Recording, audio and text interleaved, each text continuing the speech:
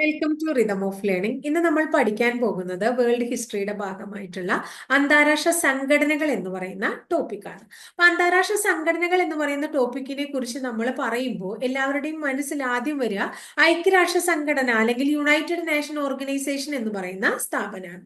എന്നാൽ United nation organisation എന്ന് പറയുന്ന സ്ഥാപനം നിലവിൽ വരുന്നതിന് മുമ്പ് തന്നെ വളരെ പ്രശസ്തമായിട്ടുള്ള ഒരു അന്താരാഷ്ട്ര സംഘടന ലോകത്ത് നിലവിൽ വന്നിരുന്നു.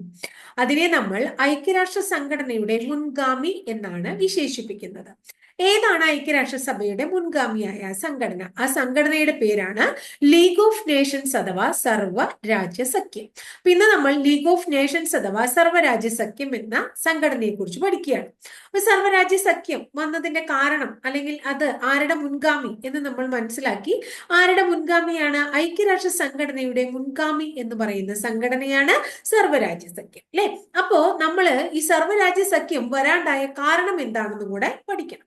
നമുക്ക് അറിയുന്ന ഒരു കാര്യമാണ്, 1914 മുതൽ 1918 വരെ വളരെ പ്രശസ്തമായിട്ടുള്ള ഒരു വാറ് നടക്കുകയാണ്, ഫസ്റ്റ് വേൾഡ് വാർ അഥവാ ഒന്നാം ലോക മഹായുദ്ധം. അപ്പോൾ 1914 മുതൽ 1918 വരെ ഒന്നാം ലോക മഹായുദ്ധം നടക്കുന്നു. ഒന്നാം ലോക മഹായുദ്ധം അവസാനിക്കുന്നത് 1919 നടക്കുന്ന ഒരു ഉടമ്പടി പ്രകാരമാണ്.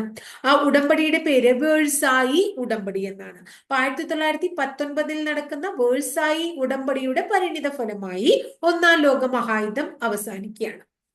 അപ്പൊ ലോകത്ത് പ്രശസ്തരായിട്ടുള്ള പല ആൾക്കാരും ചിന്തിക്കുകയാണ്, ഇനി വീണ്ടും ഒരു ലോക മഹായുദ്ധം നമ്മുടെ നാട്ടിൽ ഉണ്ടാവാൻ പാടില്ല, അല്ലെങ്കിൽ വേൾഡിൽ ഉണ്ടാവാൻ പാടില്ല. അപ്പൊ രണ്ടാമത് ഒരു ലോക മഹായുദ്ധം ഉണ്ടാകുന്നത് തടയുന്നതിന് വേണ്ടി അല്ലെങ്കിൽ അത് ഉണ്ടാവാതിരിക്കാൻ വേണ്ടി രൂപീകരിച്ച സംഘടനയാണ് എന്താന്ന് പറഞ്ഞത്? League of Nations. അപ്പൊ ലീഗ് ഓഫ് നേഷൻസിന്റെ പ്രധാന ലക്ഷ്യം എന്തായിരുന്നു? രണ്ടാമതൊരു ലോക മഹായുദ്ധം ഉണ്ടാകാതെ തടയുക എന്ന ഉദ്ദേശത്തോടു കൂടി നിലവിൽ വന്ന സംഘടനയാണ് ഏത്? ലീഗ് ഓഫ് നേഷൻസ് അഥവാ സർവ്വരാജ്യ സഖ്യം. അങ്ങനെ രണ്ടാമതൊരു ലോകമഹായുദ്ധം ഉണ്ടാവാതിരിക്കാൻ ഒരു സംഘടന രൂപീകരിക്കണം എന്ന ആശയം കൊണ്ടുവന്നത് അന്നത്തെ അമേരിക്കൻ പ്രസിഡന്റ് ആയിരുന്ന വുഡ്രോ വിൽസൺ ആയിരുന്നു. ആരായിരുന്നു? Woodrow Wilson. അപ്പൊ സർവ്വരാജ്യ സഖ്യം എന്ന ആശയം മുന്നോട്ട് വെച്ച വ്യക്തി ആരാണ്? വുഡ്രോ വിൽസൺ ആണ്. ആരായിരുന്നു വുഡ്രോ വിൽസൺ അന്ന്? അതായത് ഇത് രൂപീകരിക്കുന്ന സമയത്ത് 1920 കാലഘട്ടത്തില് അമേരിക്കയുടെ പ്രസിഡന്റ് പദവിയിൽ ഇരുന്ന വ്യക്തിയായിരുന്നു ആര്? Woodrow Wilson. അപ്പോ അദ്ദേഹം ഒരു 14 പ്രിൻസിപ്പിൾസ് അല്ലെങ്കിൽ ഒരു 14 ഡയറക്ഷൻസ് പ്രിൻസിപ്പിൾസ് എന്നൊക്കെ വേണമെങ്കിൽ പറയാം, നിർദ്ദേശങ്ങൾ, ഒരു 14 നിർദ്ദേശങ്ങൾ അവതരിപ്പിക്കുകയാണ്. എന്തിനു വേണ്ടിയിട്ട്? ഇനിയൊരു ലോക മഹായുദ്ധം ഉണ്ടാവാതിരിക്കാനും നല്ല രീതിയിൽ നമ്മുടെ ലോകം മുന്നോട്ട് പോവാനൊക്കെ 1918 ജാനുവരി 9 പാരീസിൽ ഒരു അന്താരാഷ്ട്ര സമ്മേളനം നടക്കുകയാണ്. അപ്പൊ ആ സമ്മേളനത്തിൽ വെച്ച് ഒരു 14 നിർദ്ദേശം ആരവതരിപ്പിക്കുകയാണ്? വുഡ്രോ വിൽസൺ അവതരിപ്പിക്കുകയാണ്. അങ്ങനെ വുഡ്രോ വിൽസൺ അവതരിപ്പിച്ച ഈ നിർദ്ദേശങ്ങള് എന്താ പറയുന്നത് ആണ് പിന്നീട് എന്തായി മാറിയണത്? നമ്മുടെ സർവ്വരാജ്യ സഖ്യം ആയിട്ട് മാറിയത്. അങ്ങനെ 14 നിർദ്ദേശങ്ങൾ മുന്നോട്ട് വെച്ച അമേരിക്കൻ പ്രസിഡന്റ് ആയ വുഡ്രോ വിൽസന്റെ ഒരു ആശയമായിരുന്നു, ഇനി വീണ്ടും ഒരു ലോക മഹായുദ്ധം ഉണ്ടാവാതിരിക്കാൻ നമ്മൾ ഒരു സംഘടന രൂപീകരിക്കുക. അങ്ങനെ ലീഗ് ഓഫ് നേഷൻസ് എന്ന് പറയുന്ന സംഘടന രൂപീകരിക്കപ്പെടുകയാണ്. അപ്പൊ കാരണക്കാരനായിട്ടുള്ള വുഡ്രോ വിൽസനെ തന്നെ നമ്മൾ ലീഗ് ഓഫ് നേഷൻസിന്റെ എന്തെന്ന് വിളിക്കും? പിതാവെന്ന് വിളിക്കും. അപ്പൊ father of League of Nations എന്നറിയപ്പെടുന്ന ആരാണ്? വുഡ്രോ വിൽസൺ ആണ്. ഐക്യരാഷ്ട്ര സംഘടനയുടെ മുൻഗാമി എന്നറിയപ്പെടുന്നത് ആരാണ്? ലീഗ് ഓഫ് നേഷൻസ് ആണ്. ഇനി ലീഗ് ഓഫ് നേഷൻസ് രൂപീകരിക്കുകയാണ്. രൂപീകരിക്കുന്നതിന് മുന്നേ നമ്മൾ 1918 ജാനുവരി 8 പാരീസിലെ അന്താരാഷ്ട്ര സമ്മേളനത്തിൽ വെച്ചാണ് ഈ നിർദ്ദേശങ്ങൾ, 14 നിർദ്ദേശങ്ങൾ വുഡ്രോ വിൽസൺ അവതരിപ്പിക്കുന്നത്. അതിന്റെ പരിണിത ഫലമായി ലീഗ് ഓഫ് നേഷൻസ് രൂപീകരിക്കാന്ന് തീരുമാനിക്കുകയും 1919 ജൂൺ 28 ലീഗ് ഓഫ് നേഷൻസിന്റെ ഒരു നിയമ സംഹിത ഒപ്പുവെക്കുകയും ചെയ്തു. അങ്ങനെ സർവ്വരാജ്യ സഖ്യത്തിന്റെ നിയമ സംഹിത ഒപ്പുവെച്ചത് 1919 ജൂൺ 28 അങ്ങനെ 1919 ജൂൺ 28 ഒരു നിയമ സംഹിതയൊക്കെ എഴുതി തയ്യാറാക്കി. നമ്മൾ പറയില്ലേ എന്ത്? സ്ഥാപനമാണെങ്കിലും അതിന് കുറച്ച് റൂൾസ് ആൻഡ് റെഗുലേഷൻസ് വേണം അല്ലെ, അത് ഭംഗിയായിട്ട് മുന്നോട്ട് പോകണമെങ്കിൽ അങ്ങനെ ഒരു നിയമസംഹിത സർവ്വരാജ്യ സഖ്യത്തിനും എഴുതി തയ്യാറാക്കി. ആ സർവ്വരാജ്യ സഖ്യം 1920 ജാനുവരി 10 നിലവിൽ വരുന്നു. വളരെ പ്രാധാന്യമാണ്.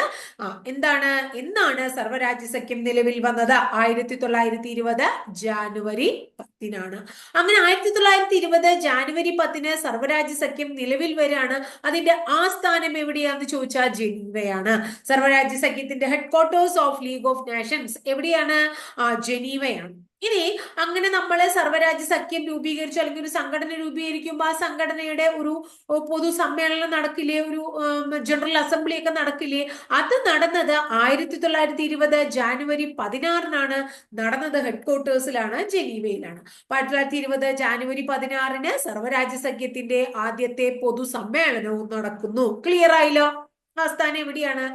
നമ്മൾ പറഞ്ഞു ജനീവയാണ്.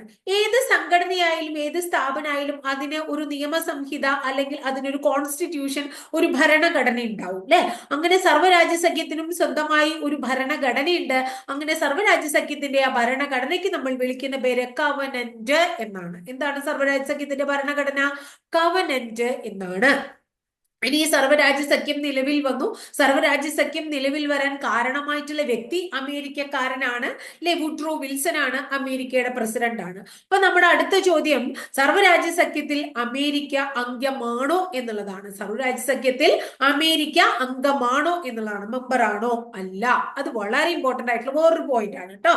അതായത് എന്താന്ന് വെച്ചിട്ടുണ്ടെങ്കിൽ, നമ്മൾ കാരണക്കാരനായിട്ടുള്ളത് വുഡ്രോ വിൽസൺ അമേരിക്കക്കാരനാണെങ്കിലും സർവ്വരാജ്യ സഖ്യത്തില് അമേരിക്ക അംഗമല്ല. അന്ന്, അതായത് രൂപീകരണ സമയത്ത് 1920-കളിൽ പ്രബല ശക്തികളായിരുന്ന അമേരിക്ക, റഷ്യ, ജർമ്മനി തുടങ്ങിയ ശക്തികളൊന്നും തന്നെ, അല്ലെങ്കിൽ ആ പ്രബല ശക്തികളൊന്നും തന്നെ സർവ്വരാജ്യ സഖ്യത്തിൽ അംഗമായിരുന്നില്ല എന്നും കൂടെ നിങ്ങൾ ഓർത്തു വെക്കണം കേട്ടോ. അപ്പൊ സർവ്വരാജ്യ സഖ്യത്തിൽ അമേരിക്ക അംഗമായിരുന്നില്ല, USSR അംഗമായിരുന്നില്ല, ജർമ്മനി അംഗമായിരുന്നില്ല.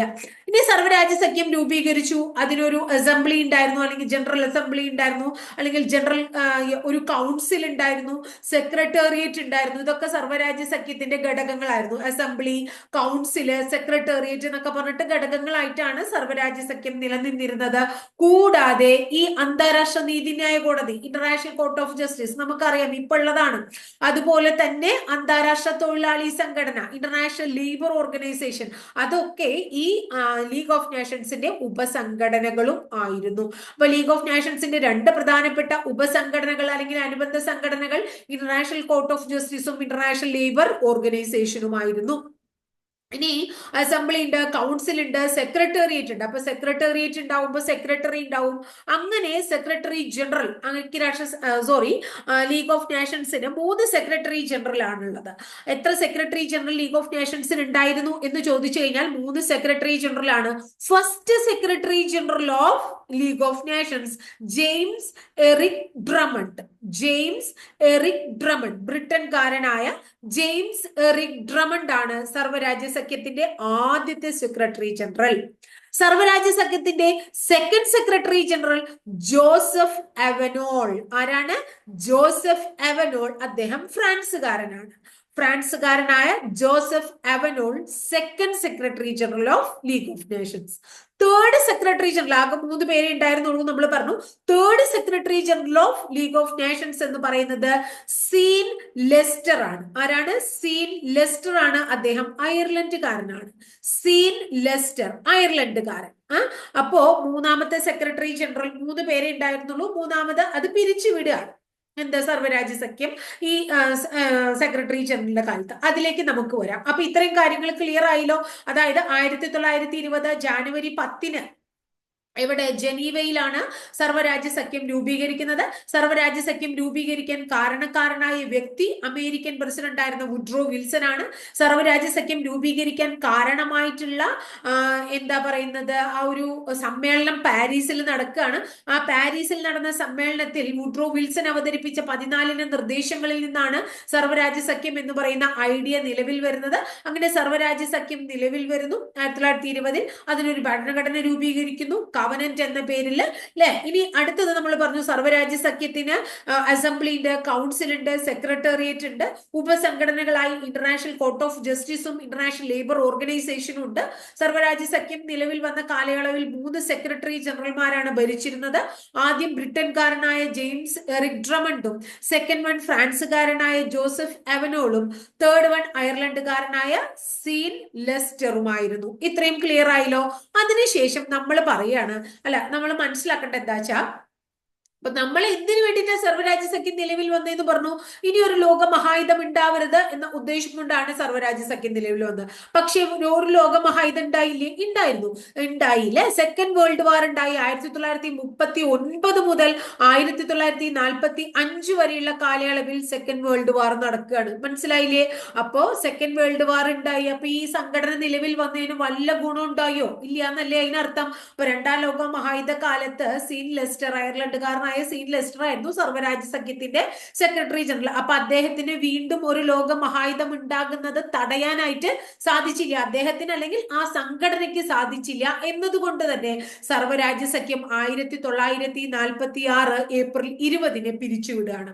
അപ്പൊ സർവ്വരാജ്യ സഖ്യം 1946 ഏപ്രിൽ 20 പിരിച്ചുവിടുന്നു. 39 തൊട്ട് 45 വരെയുള്ള കാലഘട്ടത്തിൽ സെക്കൻഡ് വേൾഡ് വാർ നടക്കുന്നു. അപ്പൊ അതന്നെയാണ് പ്രധാനമായിട്ടും സർവ്വരാജ്യ സഖ്യം പിരിച്ചുവിടാനുള്ള കാരണം. എന്ത്? നമ്മുടെ സെക്കൻഡ് വേൾഡ് വാർ. അപ്പൊ നമ്മളോട് ചോദിക്കുകയാണ്, സ്റ്റേറ്റ്മെന്റ് രൂപത്തിൽ ചോദിക്കുകയാണ്, താഴെ പറയുന്നവരിൽ സർവ്വരാജ്യ സഖ്യം പരാജയപ്പെടാനുള്ള പ്രധാനപ്പെട്ട കാരണങ്ങൾ എന്ത്? ഒരു കാരണം നമ്മൾ പറഞ്ഞുല്ലോ. എന്താണ്? ഒന്ന് എന്താണ്? സഖ്യത്തിന്റെ ആ തീരുമാനം നടപ്പിലാക്കാനായിട്ട് സഖ്യത്തിന് സാധിച്ചില്ല. പ്രധാനപ്പെട്ട ഒരു തീരുമാനം എന്തായിരുന്നു? ഇനി ഒരു സെക്കൻഡ് വേൾഡ് വാർ ഉണ്ടാവരുത്, അതിന് വേണ്ടിയിട്ടുള്ള ഒരു സൈന്യമോ അങ്ങനെയുള്ള കാര്യങ്ങളൊന്നും സഖ്യത്തിന് ഉണ്ടായിരുന്നില്ല. പിന്നെ അടുത്ത് നോക്കുക, അതായത് കാരണക്കാരനായ അമേരിക്കൻ പ്രസിഡന്റായ വുഡ്രോ വിൽസൺ തന്റെ രാജ്യത്തെ പോലും ഇതില് അംഗമാക്കിയില്ല. അപ്പോ USA, USSR, ജർമ്മനി തുടങ്ങിയ പ്രബല ശക്തികളൊന്നും സഖ്യത്തിൽ അംഗമായിരുന്നില്ല എന്നതും, സഖ്യത്തിന്റെ തീരുമാനങ്ങൾ പ്രാവർത്തികമാക്കാനായിട്ട് സഖ്യത്തിന് കൃത്യമായിട്ടുള്ള ഒരു സൈന്യം ഉണ്ടായിരുന്നില്ല എന്നുള്ളതും, കൂടാതെ അന്നത്തെ ജർമ്മനിയിലെ വളരെ പ്രശസ്തനായിട്ടുള്ള ലീഡറെ നമുക്കറിയാം. ജർമ്മൻ ലീഡർ ആരാണ്? ഹിറ്റ്ലറുടെ സാമ്രാജ്യത്വ മോഹങ്ങളെ തടയാനായിട്ടുള്ള ഒരു ശക്തി ഈ ലീഗ് ഓഫ് നേഷൻസ് എന്ന് പറയുന്ന സംഘടനയ്ക്ക് ഉണ്ടായിരുന്നില്ല എന്നതൊക്കെ ലീഗ് ഓഫ് നേഷൻസ് എന്ന് പറയുന്ന സംഘടന പിരിച്ചുവിടാൻ കാരണമായി എന്ന് നിങ്ങൾ മനസ്സിലാക്കണം. അപ്പൊ അങ്ങനെ നമ്മുടെ ലീഗ് ഓഫ് നേഷൻസ് എന്ന് പറയുന്ന സംഘടന പിരിച്ചുവിട്ടു. അപ്പൊ ലീഗ് ഓഫ് നേഷൻസ് കഴിഞ്ഞു, ആ സ്ഥാപനം കഴിഞ്ഞു. ഇനി പുതിയൊരു സ്ഥാപനം വരികയാണ്. അതാണ് നമ്മുടെ ഏറ്റവും പ്രധാനപ്പെട്ട UN, യുണൈറ്റഡ് നേഷൻ ഓർഗനൈസേഷൻ എന്ന് പറയുന്നത്. അത് നമ്മൾ അടുത്ത ക്ലാസ്സിലാണ് പഠിക്കുക. അപ്പൊ ഒന്നും കൂടി ലീഗ് ഓഫ് നേഷൻസിനെ ഞാൻ ഓർമ്മിപ്പിക്കുകയാണ്. ഐക്യരാഷ്ട്ര സംഘടനയുടെ അല്ലെങ്കിൽ യുണൈറ്റഡ് നേഷൻ ഓർഗനൈസേഷന്റെ മുൻഗാമി എന്നറിയപ്പെടുന്ന സംഘടന. ആസ്ഥാനം ജനീവ. നിലവിൽ വന്ന വർഷം 1920 ജാനുവരി 10. ഭരണഘടനയുടെ പേര് കവനന്റ്. രൂപീകരിക്കാൻ കാരണക്കാരനായ വ്യക്തി ലീഗ് ഓഫ് നേഷൻസ് എന്ന് പറയുന്ന ആശയം കൊണ്ടുവന്ന വ്യക്തി. 14 നിർദ്ദേശങ്ങൾ പാരീസ് ഉടമ്പടിയിൽ അല്ലെങ്കിൽ പാരീസ് കോൺഫറൻസിൽ കൊണ്ടുവന്ന വ്യക്തി എന്നൊക്കെ പറയുന്നത് വുഡ്രോ വിൽസൺ ആണ്. ഇദ്ദേഹം തന്നെയാണ് സർവ്വരാജ്യ സഖ്യത്തിന്റെ പിതാവ് എന്ന പേരിലും അറിയപ്പെടുന്നത് അല്ലെ. ഇനി സർവ്വരാജ്യ സഖ്യം രണ്ടാമതൊരു ലോകമഹായുദ്ധം ഉണ്ടാവരുത് എന്ന ഉദ്ദേശത്തോടു കൂടി നിലവിൽ വന്നതാണ്.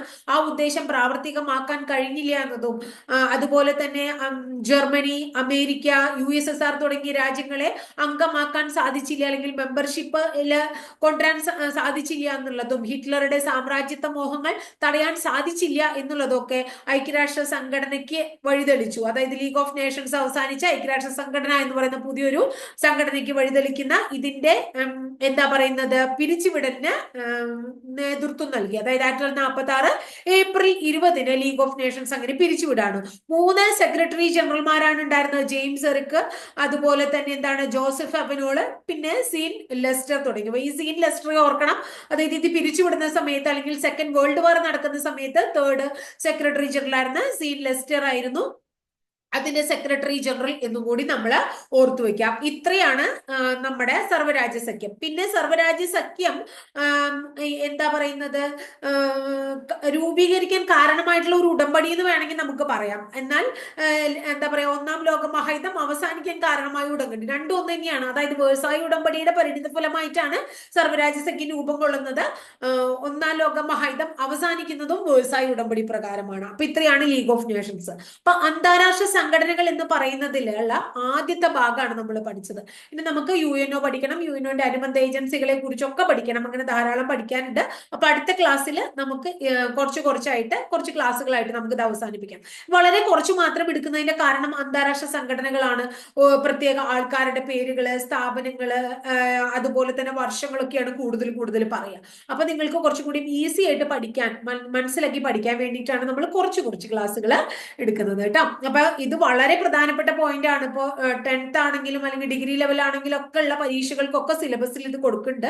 ഗ്രൂപ്പ് ഡി പോലുള്ള പരീക്ഷകൾക്ക്, സെൻട്രൽ ഗവൺമെന്റ് SSC പോലുള്ള എക്സാമുകൾക്കൊക്കെ അത്യാവശ്യമുള്ള ഒരു ടോപ്പിക് തന്നെയാണ് വേൾഡുമായിട്ട് റിലേറ്റഡ് ആയിട്ടുള്ള, അല്ലെങ്കിൽ വേൾഡ് ഹിസ്റ്ററിയുമായിട്ട് റിലേറ്റഡ് ആയിട്ടുള്ള ഈ ഭാഗം. അപ്പൊ ഭംഗിയായിട്ട് പഠിക്കുക. ക്ലാസ് ഇഷ്ടപ്പെട്ടു വെച്ചാൽ തീർച്ചയായിട്ടും ഒന്ന് ലൈക്ക് ചെയ്യുക. കൂടാതെ നിങ്ങൾക്ക് ഇഷ്ടപ്പെട്ട ക്ലാസ്സുകൾ നിങ്ങളുടെ കൂട്ടുകാർക്കൊന്ന് ഷെയർ ചെയ്ത് കൊടുക്കൂ. ആദ്യമായിട്ട് ചാനൽ കാണുന്ന കുട്ടികളാണെങ്കിൽ ഇഷ്ടപ്പെട്ടുവെങ്കിൽ ചാനൽ ഒന്ന് സബ്സ്ക്രൈബ് ചെയ്യൂ കേട്ടോ. സബ്സ്ക്രൈബ് ചെയ്യുന്നതോടൊപ്പം ബെൽ ബട്ടൺ കൂടി ക്ലിക്ക് ചെയ്യുമ്പോൾ ഞാൻ ഓരോ ദിവസം അപ്ലോഡ് ചെയ്യുന്ന വീഡിയോസ് കൃത്യമായിട്ട് നോട്ടിഫിക്കേഷൻ രൂപത്തിൽ ലഭിക്കുകയും ചെയ്യും. അപ്പൊ അടുത്ത ദിവസം വളരെ നല്ലൊരു ടോപ്പിക്കുമായി നമുക്ക് വീണ്ടും കാണാം കേട്ടോ.